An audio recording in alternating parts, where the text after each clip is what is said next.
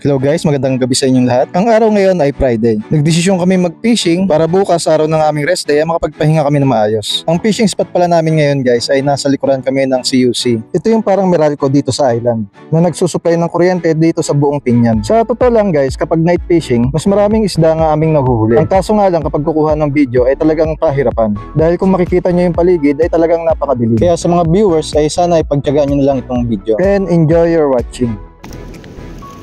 Lakas ng alon.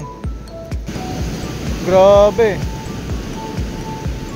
At ngayon nga guys ay nakapwesto na yung ibang mga kasama ko. Dalawang klase ang dala namin pamain. Meron kaming pusit at galunggong. At dito nga ay nagtry muna akong magpain ng galunggong. Para maiba naman. Baka sakaling ibang uri ng isda ang aking mahuli. Dito sa fishing spot na to guys ay pangalawang beses ko na itong napuntahan. Nung una ay wala kaming nahuli. Pero sa pagkakataong ito ay mayroon na kaming mga huli. At ngayon nga ay nakauna ng huli yung kasama namin.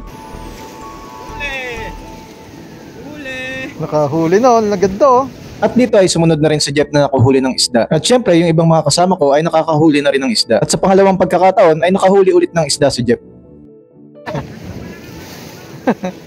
At dito nga guys ay may nag-strike na sa atin na isda. Fish on. Ay, ano ba to?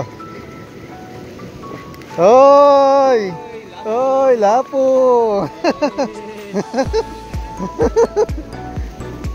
Nakadali ang lapo. At ngayon nga guys ay buti ngayong araw ay nakahuli tayo ng isda. Dahil ang plano namin ay hanggang 11 lang kami magpipishing. Dali na.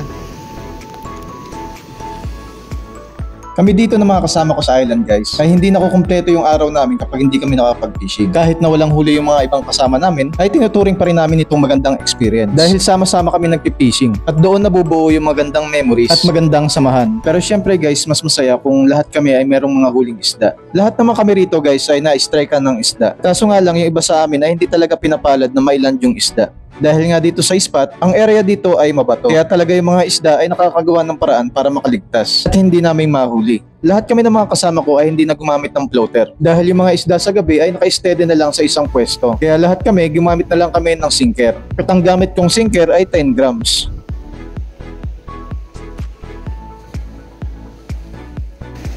Eh, fish on. Fish on guys, fish on.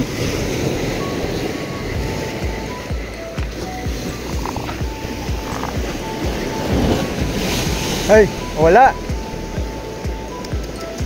Nakawala. Sayang. Sayang. At ngayon nga guys ay nag 11 PM na. At nagdesisyon kami ng mga kasama ko na umuwi na dahil para bukas ay makapag-fishing ulit kami. Para yung ibang mga kasama namin ay makabawi ng huli. Isdang bato eh no? Oo. Na iba naman. Konti lang ang lapu-lapu. Ganda. Wala lutuin na bukas. Nakawalo sa nakawala. At syempre kung nagustuhan nyo yung ganitong video ay paki-subscribe naman para maging updated ka sa mga susunod ko pang mga video. At hanggang dito na lang ang video na to. Maraming salamat sa panonood and God bless.